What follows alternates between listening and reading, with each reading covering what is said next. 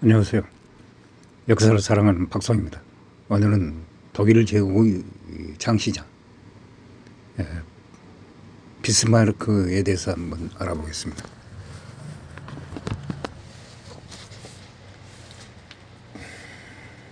비스마르크는 프로이센의 정치가 독일 제9의 장시장입니다. 아버지는 프로이센의 귀족이었고 어머니는 고 관료에 딸이었다고 합니다. 당당한 최고, 국가에 대한 헌신, 왕성한 식욕을 지녔고 비스마르크의 외모와 스스로도 인정한 기호면에서는 순수한 융커였습니다. 그러나 정신 감정 면에서는 놀라울 만큼 섬세하고 날카로운 지성과 평온의 재능을 가지고 있었다고 합니다. 어떤 사람은 비스마르크를 독일 제일 저술가로 꼽기도 합니다. 비스마르크는 어머니와 함께 살며 베를린에 있는 9년제 중등학교에 다녔습니다. 거의 찾아가본 적이 없는 비스마르크의 가문의 땅에 대한 낭만적 향수를 키웠습니다. 9년제 중등학을 마친 뒤에는 베를린 대학교에서 법률을 공부하였습니다. 모범생은 아니었으나 졸업시험에 합격해 공직생활을 시작하였습니다. 아연시위 사법관이 되었습니다. 그러나 연애사건이고 파직당하였습니다. 비스마르크는 나는 내가 원하는 대로 음악을 연주하고 있다. 그렇지 못한다면 연주하지 않을 뿐이라고 말하였다. 가업의 유지가 어려워지자 비스마르크는 아버지를 도와 시골에서 살게 되었습니다. 청년 비스마르크는 어머니 이야기로 그리스도교에서 무관심 이순례였지만 요한나와 결혼하기 위해 개종하였다고 합니다. 1847년 비스마르크는 프리드리히 빌헬름 4세가 철도 건설을 위해 공개 발행 승인을 얻기 위해 소집한 프로이센 연합회의 의원이 되었습니다. 비스마르크는 절대주의와 반동의 선덕적 대변자로서 두려워진 활약을 보였으며 온건한 자유주의적 조치에 반대하였습니다. 이듬해인 1848년 3월 독일의 혁명 바람이 불어닥쳤습니다. 고흥의 베를린 시민을 봉기해 불방한 사실을 비스마르크는 몹시 못마땅하게 생각하였다고 합니다. 자유주의가 오기 시작한다고 비스마르크는 불허하였습니다. 프랑크푸르트 국민회의가 다시 열렸을 때 그가 프로이센 대표로 선정된 것을 분명히 이어갔던 그의 견해 때문이었습니다.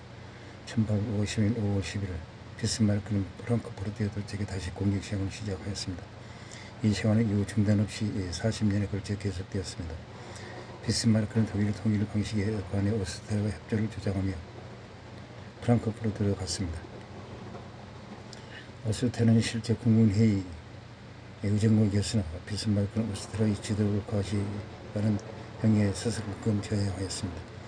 오스트리아 대표에게 계속 신뢰하는 인신공격을 퍼부었습니다.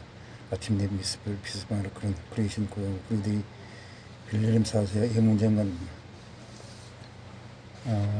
비방하게 됐는데 비스마르크는 그들의 보수 세력이 연달아는 감성적인 국민연에 사로잡혀 프로이센의 이대성을 희생시키고 있다고 생각하였습니다. 신성 동맹을 붕괴가 되었습니다. 그러므로 프로이센은 자기 중심의 현실적 정치적 추구에 한다는 것이 비스마르크의 생각이었습니다. 크림 전쟁이 일어났을 때 비스마르크는 프로이센이 오스트리아를 지원하거나 러시아에 적대하는 유럽 열강 측에 가담하게 될 것을 우려하였습니다. 그런 크림 전쟁이 오스트리아에 아무리 중요하더라도 발칸판 도나우강 하루 지역은 프로이센이 거기과는 아무런 관계가 없다고 생각하였습니다. 이런 생각은 그 뒷날 그의 정책을 형성하는 데 중요한 영향을 미쳤다고 합니다. 프랑크푸르트 국민회의에서는 마지막 몇 년 동안 비스마르크의 프로이센의 공식 정치에 점집 비판적인 태도를 갖게 되었습니다.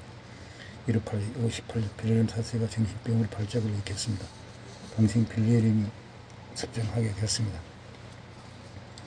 이를 계기로 프로이센에서 짧은 기간이나마 자유주의 정책이 시행되는 새 시대를 맞았습니다.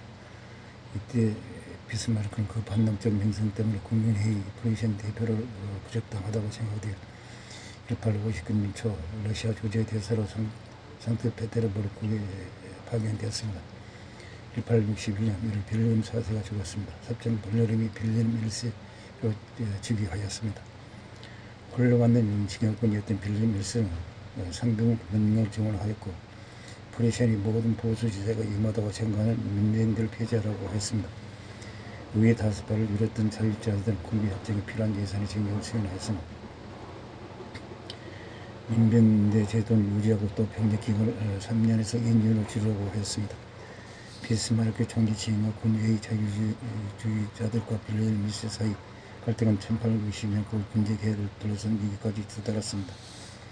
빌레일 미세는 문제 해결을 위해 프랑스 국제대사로 갑부이면 비스마르크를 불러들여 총리를 임명하였습니다. 그러나 비스마르크 왕의 재위는 불안정한 것이었습니다. 빌레일 미세는 자신이 그저 독자적인 군사정책 요즘을 원했을 뿐 비스마르크가 지차는 모험적 위기를 받아들이려고 하지 않았습니다. 이에 대해 비스마르크는 우선 자신의 국왕에게 필요불가한 인물로 인식시킨 다음 국왕이 원하는 방향으로 정반대의 외교 정책으로 국왕을 끌어내려고 국내 분쟁을 조장하였습니다. 그리고는 화원에서 오늘날 중대 문제를 연쇄나 다스결로서는 도저히 해결할 수 없다. 오직 철과 피로서만 해결할 수 있다고 한 총리 집 첫 연설이 철혈 정책 연설이었습니다. 1863년 8월 오스테라 황제 프란츠 요세프 1세는 독일 연방의 개혁과 통일을 통일하기 위해 프랑크 프로데스 전체 독일 군주회의를 소집하였습니다. 만약 회의 주제가 독일이 이를 군주를 희생시키는 것이었다면 비스마르크는 앞장서서 오스트리아가 타조했을 듯 모릅니다. 그러나 오스트리아의 목적은 독일 각지의 주권을 전쟁하면서 연방의 권력을 강화하고 동시에 연방회의 대표로서 이루어진 국민대표기관을 설립하는 데 있었습니다. 때문에 비스마르크는 이 계획에 반대하였고 빌레일 미세를 설득해 회의 참가를 포기하게 하였습니다. 빌레일 미세가 불참하면서 군주회의는 아무런 성과도 이루지 못한다고 했습니다. 독일 여러 군주들과 협조는 오스트리아 정책에 대응해 비스마르크는 러시아 및 프랑스와의 우호를 강조하였습니다. 1893년 가을 비스마르크는 프랑스의 통상조약을 체결한 다음 이 조약을 프레이션이 통제하는 독일 관세 동맹에 강요하였습니다. 이 협정에서 오스트리아가 끼어들 여지가 전혀 없기 때문에 정치적으로는 여전히 연방제가 존속하고 있었습니다. 프레이션 오스트리아 전쟁 비스마르크의 1863년 11월 덴마크 왕 프레데릭 7세가 죽고 동시에 슐레스피히 홀슈타인 문제가 제기되었습니다. 슐레스피히와 홀슈타인 두 공장장은 덴마크와 독일을 잇는 지역에 위치했고 두 나라 모두 덴마크와 연합관계에 있었습니다. 홀슈타인은 독일 연방이고 이루기도 했는데 슐레스피히 역시 그 남부지역 주민의 대부분은 독일인이었습니다.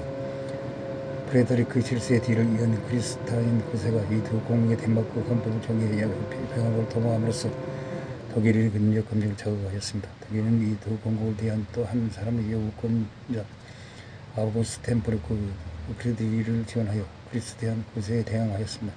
비스마르크는 프레이션과 국계에 맞다는 것에 섬스럽게 세운 독일인 국가를 창설하는 데 관심을 갖지 않았습니다. 그러나 오스트리아가 독일인의 민족 감정의 옷에 자기를 엎지르는 것을 내버려두고 싶지는 않았습니다. 1864년 1월 자유주의자를 싫어하던 오스트리아 장관은 비스마르크의 술집에 빠져 덴마크 전쟁을 벌이기 위한 프레이션 오스트리아 동맹 조약에 조인하였습니다. 이 전쟁은 두 공장장의 해방이 아니라 연합 강화를 의도한 것이었습니다. 덴마크는 시간을 피하였고 동맹군인 슐레스피히를 석권해버렸습니다. 8월 덴마크는 광화제를 맺었고 두 공장장은 프레이션과 오스트리아의 공동관리안을 내게 되었습니다. 그러나 곧바로 오스트리아는 두 공장장에 대한 아우구스트 템플크의 공의 권리를 전면에 제시하였습니다. 프레이션은 여전 회의를 하고 오스트리아의 도전에 견제로 대응할 것인가에 대해서 토의하였습니다. 결국 1865년 화해가 성립되어 카스탄 협정 체결에 슐레스피히는 프레이션이 홀슈타인 오스트리아가 각각 관리하도록 하였습니다. 비스마르크가 다시 프랑스의 동맹을 위해 10월 비아리치에 있는 나폴레옹 3세를 방문하였습니다. 두 사람이 정한 합의는 비스마르크는 베네치아하고 오스트리아형을 임을 인정하지 않고 나폴레옹은 오스트리아를 지지하지 않는다는 소극적인 것이었습니다. 이에 비스마르크는 베네치아를 오스트리아로부터 방위하겠다고 이탈리아에게 약속한 것은 자연스러운 기구였습니다. 이것은 비스마르크가 1866년 4월에 이탈리아 조율한 동맹의 기본 조항이었습니다. 이에 대해 이탈리아는 만약 3개월이 이내에 대해 오스트리아 전쟁이 일어난다면 프레이션 측에서 참전할 것을 약속하였습니다. 이걸 오스트리아의 슐레스피히 홀슈타인 무체의 문제를 연방회의 의회에 제출하고 프리시안과의 동맹을 포기하자 프리시안군은 홀스타인에 생각하였습니다. 연방의회에 대해서는 프리시안을 비난하였으나 이에 대해 비스마르크는 독일을 연방 정원선으로 허락하였습니다. 이후 프로이센은 오스트리아의 편을 든 독일 여러 나라들 상대로 싸우게 되었습니다. 1866년 7월 프로이센군은 켄지 크레치 근처의 사도바에서 오스트리아의 군을 격파해버렸습니다. 피레르 미체는 평소에 오스트리아야말로 침략자라고 주장했으므로 오스트리아는 일부 평화를 원했지만 비스마르크는 번화를 반대하는 태도를 보였습니다. 전쟁이 일어나기 전에 비스마르크는 마인강을 경계로 하여 독일을 프리시안과 오스트리아군을 나누자고 제의하였습니다. 그로써 브루크 평화협정에서는 이 방식을 취하지 않고 오스트리아를 독일에서 완전히 폐지해버렸습니다. 자다와 전투 당일 프로이센에서는 총성과 있었습니다.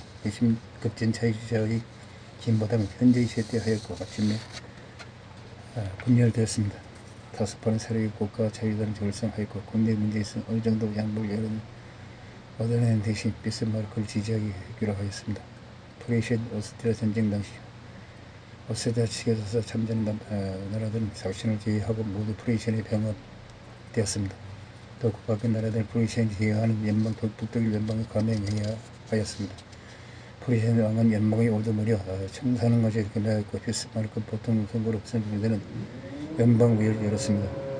군사 예산은 1870년 11월 기한으로 승인되었는데 비스마르크는 군사비 지출을 항구적인 승인사항이라 해서 헌법에 넣으려 하였습니다. 그러나 국민자유당이 반대를 부리자 결국 1874년에 7년분을 인정하는 7년제 군사 예산 방식에 동의하였습니다.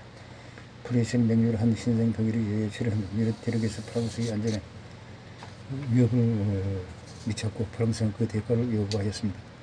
프랑스의 요구는 동맹자에게 제일과 라인강 영적 독일령의 한량이었지만 비스마르크는 이를 겸허히 회피해버렸습니다. 마지막으로 선택은 해결치고 룩셈부르크 대공국이었습니다. 프로이센군이 조전에 있던 룩셈부르크는 옛 독일 연방의 이름에서 네덜란드 왕의 통치를 받고 있었습니다.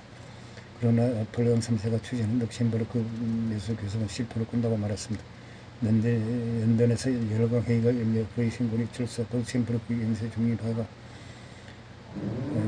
어제로 제기됐습니다. 이 룩셈부르크 이익은 프랑스 프로이센 동맹의 승리할 가능성이 사라지고 말았습니다. 이 견해에 따라 이익이 달라지긴 하나 비스마르크가 프랑스와의 전쟁을 위해 고의로 행동했다고는 생각되지 않았다고 합니다. 1869년 그는 독일을 여러 나라를 연방에 가입시키려 한다는 조건으로 프랑스가 별개의 획득할 수 있을 것임을 시사했을 정도입니다. 그뒤 비스마르크는 프로이센 왕국의 위신을 정대시킴으로써 독일 통일을 추진하는 결의를 굳혔습니다. 1872년 그런 후에 제얼련의 가문이 페오포르드 왕자를 간접적으로 설득해 비리트 스페인 왕의 후보자로서 나서게 하였습니다. 프랑스의 이해를 느끼는 레오폴드의 사퇴를 요구하였습니다. 레오폴드는 당초부터 이일에 호의적이진 않았던 빌헬름 2세의 압력을 받고 일부러 사퇴하였습니다. 프랑스의 요구를 거절해서 위신을 쇼우려던 비스마르크는 못한 기본이었습니다. 그래서 비스마르크는 빌헬름 2세와 프랑스 대사의 해결 내용을 제안하는 이른바 엠스진무의 앞뒤 내용을 잘라 발표해야 하였습니다. 독일 국민에게는 프랑스 대사가 프로이센 당이 의리한 짓을 반박하고 프랑스 국민에게 프랑스 대사가 목욕당한 인상을 주도록 하였습니다. 이로부터 일주일 뒤인 7월 19일 프랑스와 선전포고를 함으로써 프랑스 전쟁이 일어났습니다. 효과적인 군사적이고 병력의 우위는 프로이센에게 승리를 가져다 주었습니다. 프랑크푸르트 조약으로 프로이센은 알자스 오렌 지방을 평화하고 프랑스에게 50프랑 배상을 지불하도록 요구하였습니다.